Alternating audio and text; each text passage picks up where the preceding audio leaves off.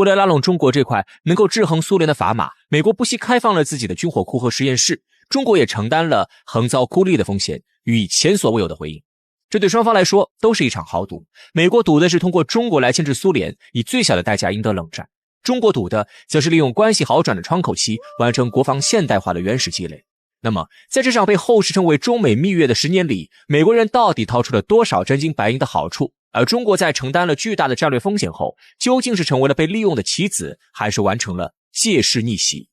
如果说有什么东西能够成为那个时代中美关系的最佳象征，那黑鹰直升机一定会是首选。对于当时的中国军队来说，80年代美式装备的到来不仅是物质上的补充，在那个中国军工还停留在对苏式武器进行修修补补的年代，这是打开了一扇通往未来的大门。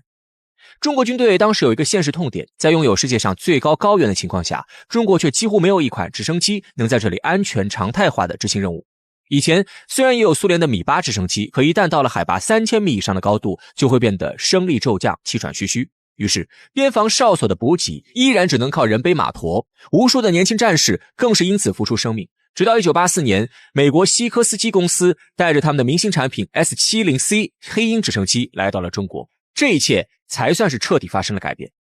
虽然名义上这一款直升机仍然是民用版，但作为美军 UH-60 通用直升机的孪生兄弟，黑鹰毫无疑问流淌着最纯正的美军血液，即便是在高原高寒缺氧的环境下，依旧有着相当不错的输出功率。这一幕深深震撼了在场的解放军将领，他们第一次直观地感受到了美式航空发动机技术的恐怖实力。最终，中国斥资约 1.5 亿美元购买了24架黑鹰直升机。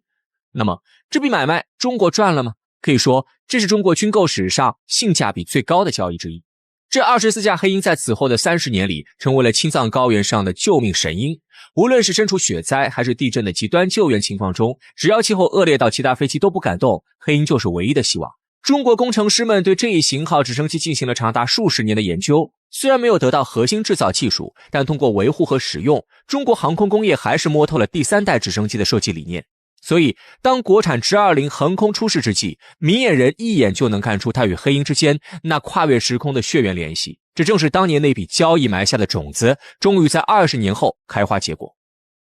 如果说黑鹰是两国合作成功的标志，那么和平典范计划则就是一场充满遗憾但却让中国彻底清醒的合作剧痛了。80年代中期，中国空军的主力战机依然是基于50年代苏联米格19、米格21仿制的歼6、歼7，但反观苏联空军却已经开始装备米格29和苏27，特别是图 2RM 逆火轰炸机的超音速突防能力，几乎让中国北方的防空网形同虚设。因此，拥有一款具备强大截击能力的战斗机迫在眉睫。在这个关键时刻，中美签署了代号为和平典范的军售协议。这一中美军事合作史上金额最大、技术最敏感的项目，合同总金额一度超过5亿美元。美国政府批准格鲁曼公司来为中国的歼82进行航电系统的全面升级。为了促成这次合作，美国人更是堪称搬出了家底。AN/APG-66 雷达作为当时美国空军主力战机 F-16 的标配雷达，它具备强大的下视下射能力，可以轻松引导 AIM-7 麻雀半主动雷达制导导弹。而这款雷达的装配就意味着，如果改装成功，歼82将一跃具备超视距空战能力，完全就是质的突破。同时，先进的火控计算机、平视显示器、惯性导航系统等接连上马，这些都是当时中国空军闻所未闻的高科技。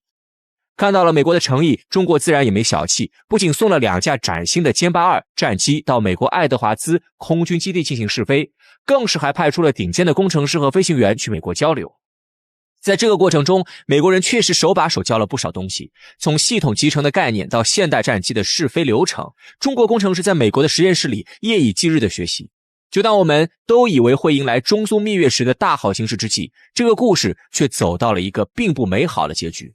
1989年，国际形势突变，美国便单方面撕毁协议，终止了合作。1990年，中国决定终止该项目，然后2架改装了一半的歼82就被拆除了美国核心设备后退回了中国。不过，虽然和平典范项目就此流产，但它却依旧让中国航空工业完整地走了一遍现代战斗机航电集成的全流程。自此，我们知道了什么叫电磁兼容，什么叫数据总线。这种观念上的冲击和洗礼，比得到几台雷达与战机更为重要。同时，也正是因为这次刺痛，中国才下定决心要搞出自己的脉冲多普勒雷达，甚至是自己的数据链技术。而后来的事实也证明了，如果没有和平典范带来的技术震撼和随后的终止刺激，中国很难在90年代迅速调整歼10的航电设计思路。可以说，后来的歼10、歼11的航电系统之所以能突飞猛进，离不开当年在格鲁曼公司学到的教训。中美蜜月期来得快，结束的也快。随着1991年苏联那面红旗从克里姆林宫缓缓降下，中美之间那段友好关系也随之戛然而止。那么，当我们回过头来看这场持续了10年的拉拢与合作，两国到底谁占了谁的便宜？有人说中国被美国利用了，当了对抗苏联的马前卒；也有人说美国人太傻了，养虎为患，亲手把技术送给了未来的竞争对手。但真相远比这些简单的二元论要复杂得多。美国给的好处确实很多，从黑鹰直升机到反炮兵雷达，再到航电技术，这些东西在当时都是中国花再多钱也造不出来的。他们实实在在地提高了我们的战斗力，更是解决了燃眉之急。而中国真正得到的也绝不仅仅只是这几件装备而已。在接触西方技术之前，中国军工长期在苏式体系的封闭圈子里打转，甚至因为中苏交恶而闭门造车多年。当美国的大门打开，中国工程师第一次看到了什么是国际化标准，什么是全寿命周期管理，这种冲击才是灵魂深处的重要震撼。在和平典范项目中，虽然最后飞机没改造成功，但参与项目的中国技术人员亲眼见识了美国人是怎么设计飞机的，怎么做航电集成的。这种软实力的传递比给几台雷达更深远，它直接催生了后来中国军工体系的自我革新。更重要的是，1989年后的制裁和合作的中断，给了中国一个更宝贵的教训。中国也更加深刻地明白了一个道理：核心技术是买不来的，国防安全绝不能寄托在别人的施舍之上。毕竟，如果美国一直源源不断地卖给中国 F-16战机与世界领先的发动机设备，中国可能就会像今天的某些国家一样，陷入造不如买的陷阱，彻底废掉自己的独立研发能力。没有了格鲁曼的航电，中国搞出了自己的歼10航电；没有了黑鹰的后备维护零件，中国更是用20年的时间磨出了直20战术通用直升机。这种置之死地而后生的决心，是美国人绝对不会想到的。最为关键的是，中国还通过这段短暂的合作成为了战略层面的最大赢家。通过与美国的合作，中国成功地打破了苏联的战略包围，为自己赢得了宝贵的安全发展环境。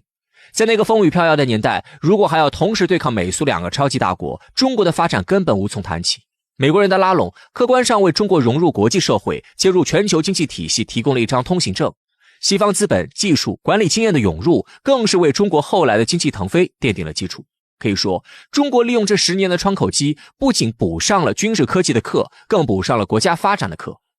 那么，美国亏了吗？从冷战的角度看，美国同样大赚特赚，用一点过时的技术和几亿美元的资金，就换来了一个拥有体量庞大的合作伙伴，成功牵制了苏联的注意力。这笔生意怎么算都是划算的。但从长远来看，美国确实失算了，他们低估了中国的学习能力，也低估了中国的战略定力。他们以为给点甜头就能把中国变成永远的低端代工厂和附庸，却没想到中国通过刻苦的学习，硬是把这些技术变成了通往强国之路的阶梯。如今，当我们再次仰望蓝天，看到歼20呼啸而过，看到福建舰劈波斩浪，或许会觉得80年代那段拿着图纸求美国人的日子有些屈辱，但历史不容割裂，那毕竟是中国现代化的学徒期。我们不能讳言当年的落后，也不可否认美国技术带来的机遇。冷战特殊时代背景下带来的那些好处，就像是一把双刃剑，弱者拿在手里会被割伤手腕，而强者拿在手中则会以此为铁，锻造出属于自己的绝世兵器。